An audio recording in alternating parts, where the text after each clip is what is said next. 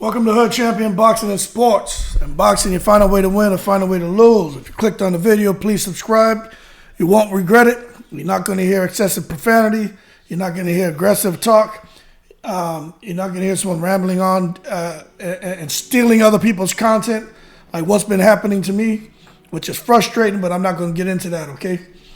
I just ask you to have an open mind with these conversations because I think that's when they're gonna be needed, especially when we're talking about this subject right here, pay-per-view. So look, pay-per-view, in my opinion, when it comes to boxing, is being graded using a curve. Now, I'm saying that because I just happened to get into a back and forth. Actually, it was like 5 days ago, right? And that's why I don't go into people's lives anymore, man, because when I used to go into people's lives, I'm there to have a healthy dialogue about boxing. But in doing so, I'll bring up certain subjects to kind of flank the conversation off of just talking about, what's currently going on today. This is a subject about two different boxers that everybody just keeps talking about, and they just keep, recycling the same information, and I just get tired of that. So whenever I've thrown some things out, nobody ever has any input. It's like I stumped the dummy. But what I realize is when I've done that, some people have stole my content, and other people have come and looked at my page and stole content from my videos. So this one I'm throwing out was something that came up, and I threw out, and a person was telling me that I was wrong. And they weren't able to justify it. They just, raised their voice because it was their live and just acted their shoe size. So I'm going to talk about it here because I truly believe that these promoters and networks are grading pay-per-view using a curve. Now, when we talk about a curve, you guys remember in school, you had some people take a test and score really high. You get other people score really low, okay? So then you have the teacher comes in, she has these methods and ways where she's able to make adjustments to grade, although to apply that curve to the grades, and those people who would have received failing grades are now up getting average grades, and those guys who are getting the 100s, they're somewhere out in space. And it's the same thing that we're seeing happening here with these promoters. They're using it to adjust the figures that fighters deliver on an event one way or another to give the idea that a pay-per-view event today is a successful one compared to the events like during the Mayweather era, Cotto era. And I will say this, right? We understand there's illegal streaming. We understand guys are watching it. I mean, hell, on Facebook. We understand these guys are coming now, and they figured out the algorithm, right? There's some smart people out here in the world. And you look at YouTube, the fact that a guy can take the video 10 minutes after the event concludes, run it through his algorithm, and then reproduce it and put the video out on YouTube, but he has it to where the video kind of skips and jumps around just enough to where YouTube doesn't flag it, right? And within sometimes, an hour, that video has 300,000 views. Now, if you think about if they just got 10% of that, it's 30,000, and pay-per-view sales, what that does for the fighter, what that does for the promoter, okay? So I get it that we can't really expect the pay-per-view events today to be what it was 5, 6, 7 years ago. So I want to make sure I foot stomp that for any of you out there who's saying, oh, illegal streams, piracy. No, I get it. But that's not solely what I want to talk about here. Okay? My thing is how these promoters are given the impression when you look at a guy like Mayweather, who was performance-wise, or Miguel Cotto, guarantee and performance-wise, would have been that A+ in the class. And then you come down and look at someone like, listen, any pay-per-view star right now, but let's talk more like Earl Spence, right? Who's between 200, 375K pay-per-views, right? When you compare that to what guys like Miguel Cotto were doing, Mayweather were doing, Okay? Shane Mosley, the Pacquiaos. Now I get it. Not everybody's going to do over $1 million. But let's just say the sweet spot, about $750,000, right? When you compare that, you're going to see that Earl Spence, and as far as how he performs pay-per-view wise, when compared to that now, he'd probably be more down around that a grading scale of about a D, if we're kind of looking at, the A, B, C, D, F grading scale. Mayweather be the top of the class, Earl Spence would probably be more at the bottom of the class based on pay-per-view sales.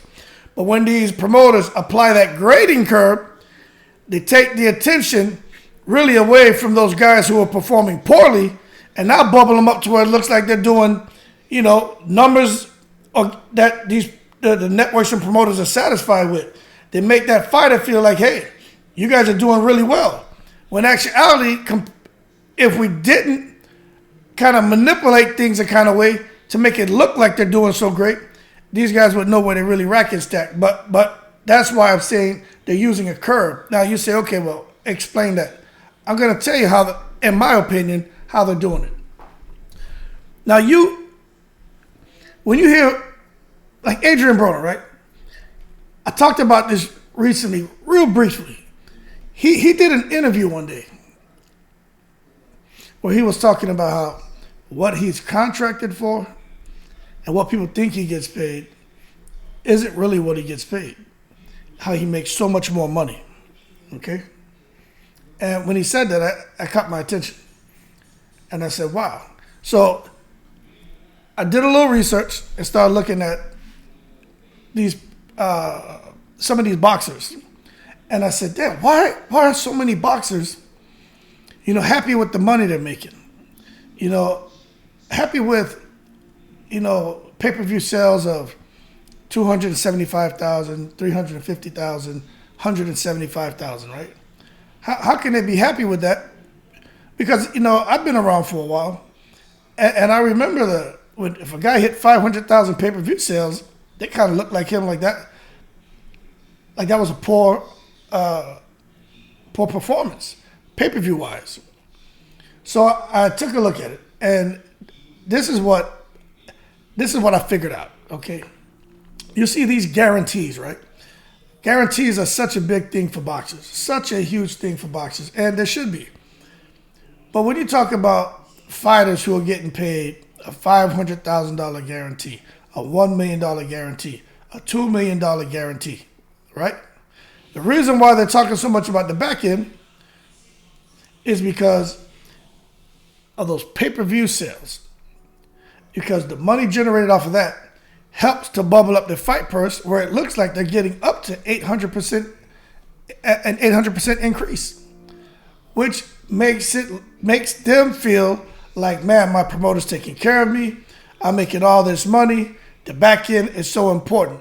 When in reality, that money they make after all the ticket sales, the live gate, pay-per-view, etc., that final purse that they end up taking home doesn't compare when you look at what was happening in the past. But these promoters have figured it out.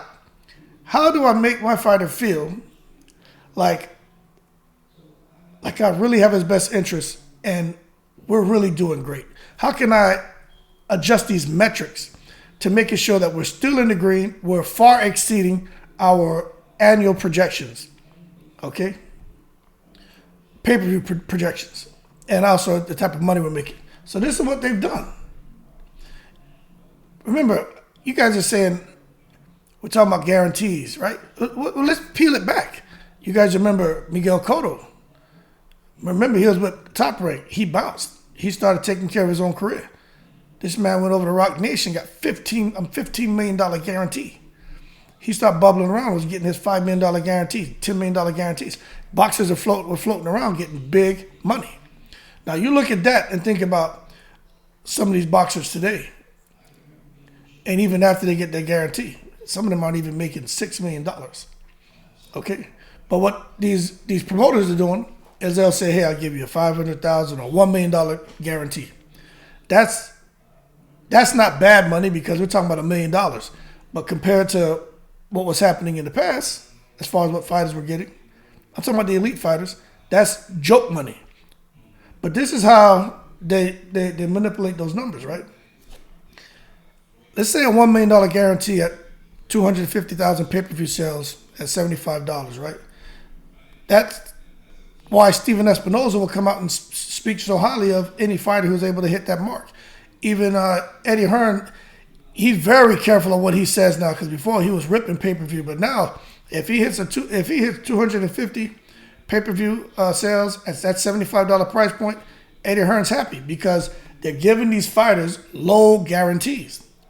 So what happens is when those sales are equaling, like 250 pay-per-view sales, 250K pay-per-view sales at $75, you're looking at about $18 million, right?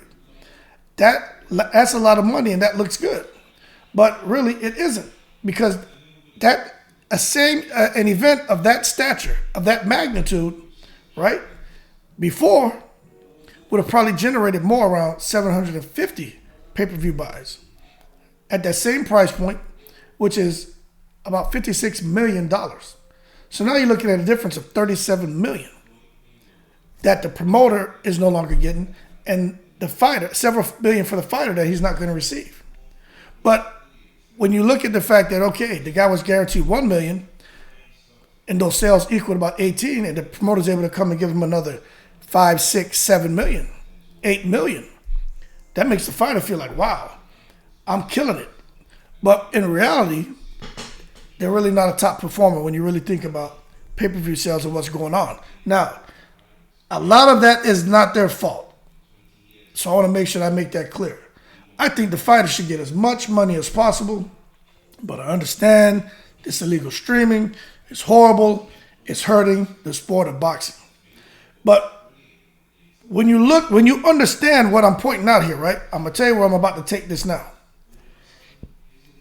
Let's look at that bottom paragraph where we talk about an event today.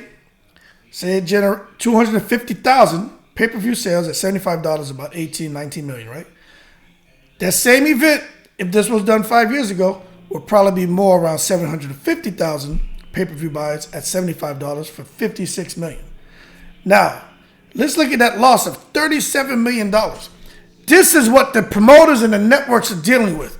This is why you're seeing Showtime, you're seeing even DAZN, you're seeing Top Rank, you're seeing where these guys they're just having a tough time, even Golden Boy, a tough time putting on big fights or keeping the stable of fighters active. Because the money's not there. They're grading this shit on a curve to make it look like, oh, we're doing great. These fighters are coming out saying, yeah, my contract may have said $500,000, but I walked away with M's. I'm getting M's. No, my man, you're getting shorted. You're getting your whole purse, your whole salary, all that shit's on the curve, man. You're not really making what you should. And you're really hurting in the long term because those networks and those promoters can't put on as many fights that they want, and they can't pay you what they want. Case in point, Adrian Broner. He's still a draw. Adrian Broner's more of a draw than shit. Probably, I'd say any of these elite fighters in most of these weight divisions. That's a fact. But they can't pay him what he wants because they want to come now and apply this curb grading scale, this curb pay scale, and they want to apply that to Adrian Broner and make him feel that the $500,000 or $350,000 or $1 million they want to give him is still really that 5, 6, 7, 8, 9 million his ass was getting several years ago. Do you understand? Adrian Broner's not slow. You may think he's stupid, but he's not slow. But then you go and look at, okay, BLK Prime. They ain't worried about pay-per-view numbers. They're saying, hey, we're going to pay you guys the way you guys are accustomed to be getting paid, especially years ago, the way fighters were getting paid. We're going to pay you that way. We'll worry about the risk of pay-per-view flopping. But BLK Prime has something special going on because Bud got $10 million. Broner's got an $8 million, eight-figure contract. I don't know how they're doing it because when you look at these numbers, there's no 750,000 pay-per-view sales taking place. There's no 500,000 pay-per-view sales taking place. So makes you wonder, what is BLK Prime doing? But what I'm getting at is BLK Prime is able to take a guy like Broner and give him that old money that without having to try to apply a curve to his fight purse and his upcoming event to make him feel that, yeah, we're taking care of you. Because Showtime, they sure as hell tried to take that curve and push it up his backside, didn't they? Try to make this man feel like, oh, yeah, this $1 million guarantee is great. Now, the thing is about that, if Broner comes out, he gets a guarantee of $1 million. His event flops. He just gets $1 million. It is what it is. Or if those numbers don't do as good as, and this is the other thing we need to understand. These promoters and networks, I give you a guarantee. But with this back end, let's say they want to give you 20% of that back end, right? And the event does very well. I mean, hey, 20% of 10 million, you know, a couple million is not bad, but that promoter walks away with the 8 million. So that back end is important. That percentage that a fighter gets is important. That's why Adrian Broner, when he goes over to BLK Prime, everyone's wondering what's happening because he's getting 40%. No, he getting half. They get 50% of the pay-per-view event. And I heard Broner saying something, I don't know how true this is, something about getting fucking 75% of the pay-per-view sales on BLK Prime. I've heard several stories, so don't quote me on that. That just doesn't sound right. But at the end of the day, these fighters today, they're making good money, but it's not the kind of money that really these promoters and networks are trying to sell to the fans, because they won't come out and say the figures, they won't share the figures of what fighters were making in the past, right? An event of a certain magnitude were making huge money, right? But they won't come and share that. They'll just say that fighters today are making, with the pay-per-view earnings, are making sometimes 5, 6, 7, 800% more than their guarantee.